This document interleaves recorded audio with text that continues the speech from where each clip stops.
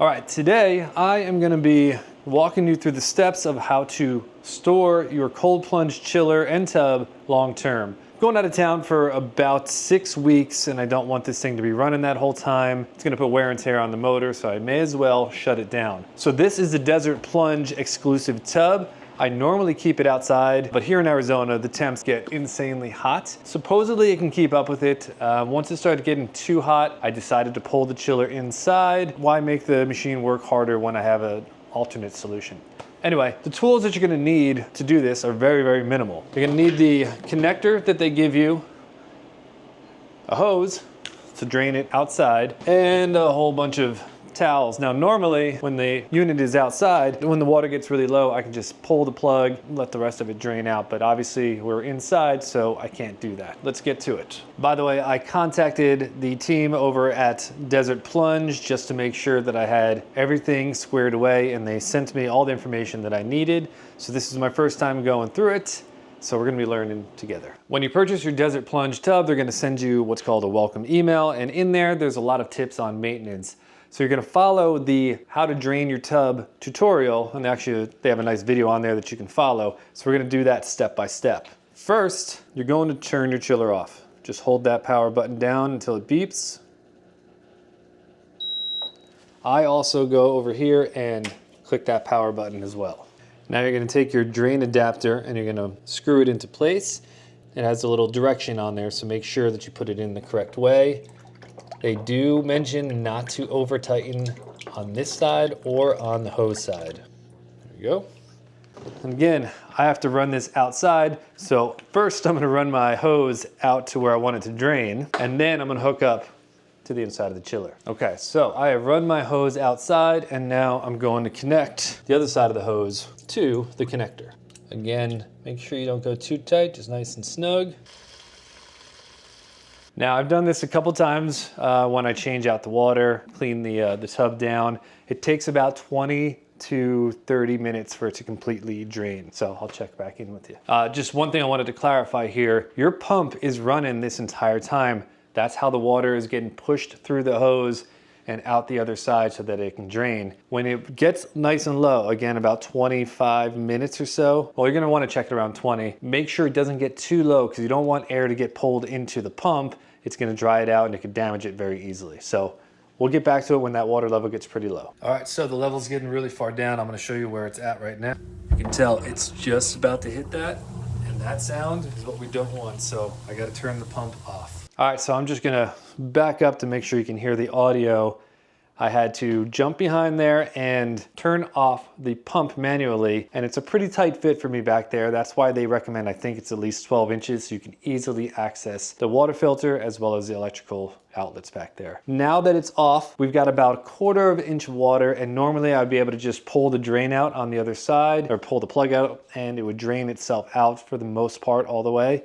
But because I'm inside, I'm gonna have to do this differently, which is gonna be drop towels in, let it soak it up, and then wring them out. I can also now disconnect the hose because that has done its job.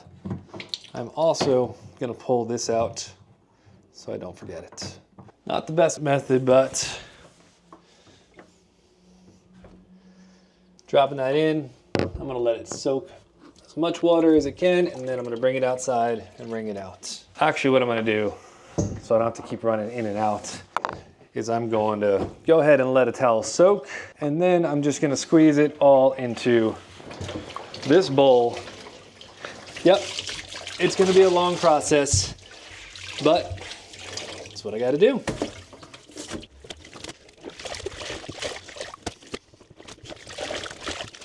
You know what I just realized is that now, since the tub is nice and almost empty, instead of me doing that whole process with the towels, I can disconnect everything, and now I can easily take the cooler outside and drain it out like I did in the past. So, like I said, this is a learning experience. Sorry to make you go through that towel thing. So I'm gonna go ahead and do that. I'm gonna disconnect everything, I'm gonna pull it outside, and then I'm gonna drain it completely. All right, now that I have the unit outside, I can just pull this plug and let the remaining water make its way out. So I actually have the unit flipped onto its long side to let all that water drain out. And because it's Arizona, this will only take about 10 minutes to let it air dry, and then I'll go ahead and start cleaning it. So while I have it like this, I'm going to take this opportunity just to wipe it down. I'm using just a low concentration of white vinegar and water. I just want to break up any of the calcium buildup, just the water marks in general. I keep this thing very clean, so it doesn't need much love. I just want to clean it up a little bit before storage. All right, this is the part that I've never done before. So what you have to do is try to get all the water out of the chiller, but you cannot set it upside down because you could damage the chiller itself. So what you do is you have to flip it over carefully and hope that all of the water drains out of the in and out port. So here we go.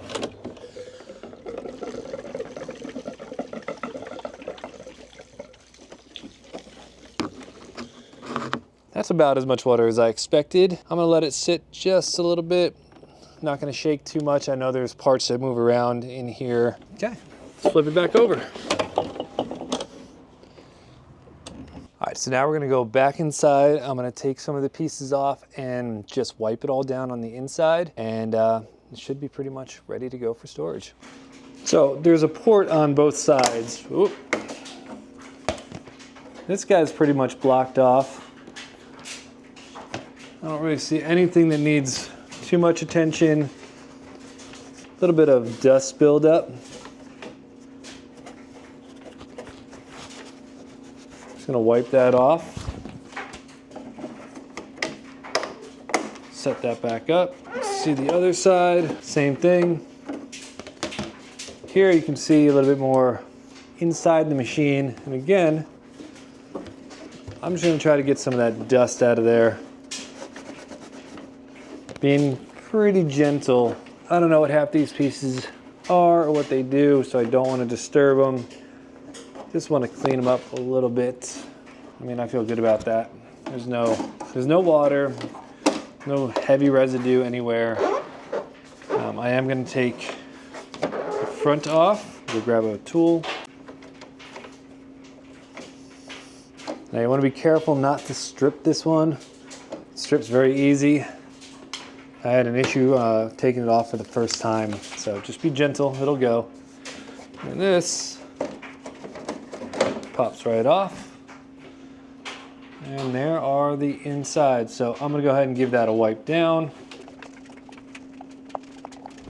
All right, now that our chiller is nice and dry and clean, I'm gonna bring the tub back in here. I'm going to set everything up.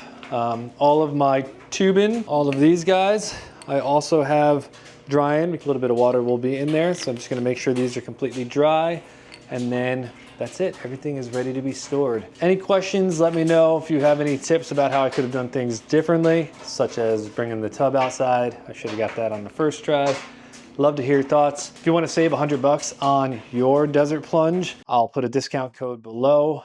It is an affiliate link, so I do earn some money off of that. If you have questions at all about the plunge, about how I do it, I'd love to talk to you about it. Anyway, check out my website, theadventuredispatch.com. I always put up some new stuff on there, new adventures, things that I'm doing to either my Tacoma or my Bronco, camping adventures. Like and subscribe. Later.